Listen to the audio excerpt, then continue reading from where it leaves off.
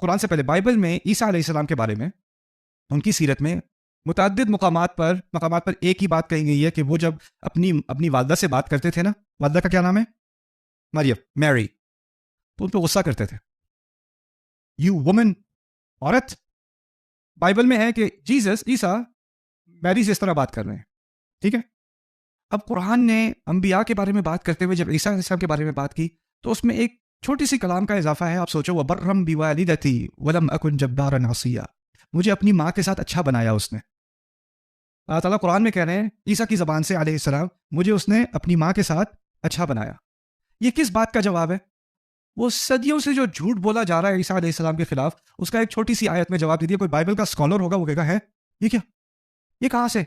تو یہ ایک بہت جان بوجھ کر اس اتنی بڑی غلطی کا جواب دیا جا رہا ہے. اور اس کی سینکڑوں مثالیں ہیں قرآن میں کہ قرآن ایک مختصر سی تعبیر استعمال کرے گا اور جو بائبل کے علماء اور ان کی تاریخ میں جو تحریفات ہیں نا، ان کا ایک چھوٹے سے کامنٹ سے اس پہ پورا تبصرہ ہو جائے گا، اس کی پوری نفی ہو جائے گی.